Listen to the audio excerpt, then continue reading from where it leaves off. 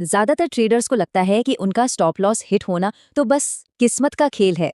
लेकिन सच बताऊं, सच तो ये है कि आपका स्टॉप लॉस ही स्मार्ट मनी का असली टारगेट होता है। तो चलिए आज बाजार के इसी सबसे बड़े सीक्रेट को डिकोड करते हैं। ये कहानी तो हम सब ने सुनी है, बल्कि झेली है ना।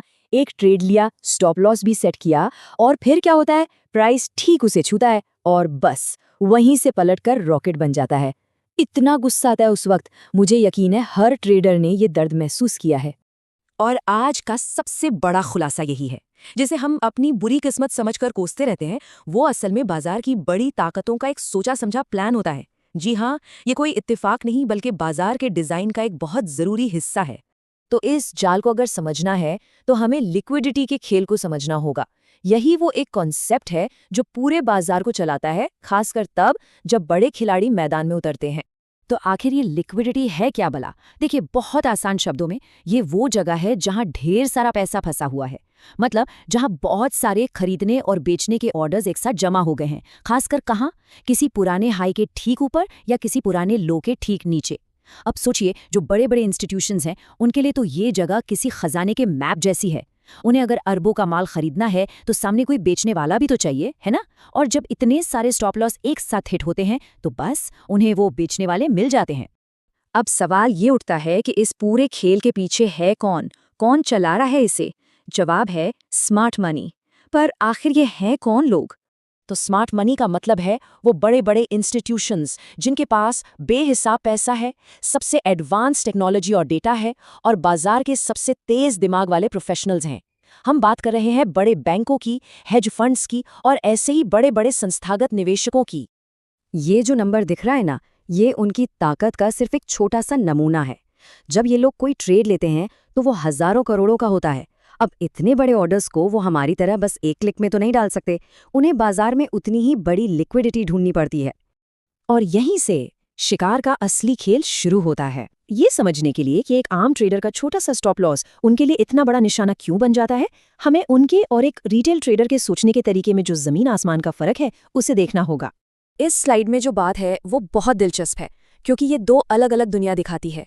जहां एक रिटेल ट्रेडर चार्ट पर एक मजबूत सपोर्ट देखकर सोचता है, अरे वाह, ये तो खरीदने के लिए परफेक्ट जगह है।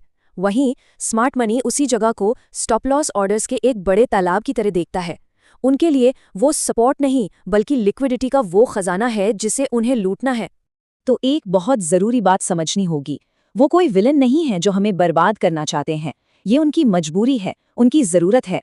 सोचिए, अपने इतने बड़े बड़े ऑर्डर्स को पूरा करने के लिए उन्हें बाजार में दूसरी तरफ खड़े ट्रेडर्स की जरूरत पड़ती है।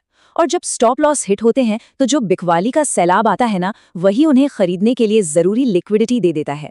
ठीक है, तो अब तक समस्या तो अच्छे से समझ आ गई। अब बात करते हैं समाधान की। इस जानकारी का इस्तेमाल शिकार बनने की बजाय स्मार्ट मनी के साथ साथ चलने में कैसे किया जा सकता है?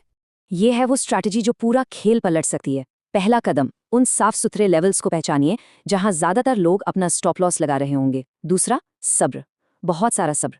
इंतजार कीजिए कि प्राइस उस लेवल को तोड़े और उन स्टॉप्स को ट्रिगर करे। तीसरा, कंफर्मेशन का इंतजार करें, एक तेज रिवर्सल जिसे टेक्निकल भाषा में मार्केट स्ट्रक्चर शिफ्ट भी कहते हैं।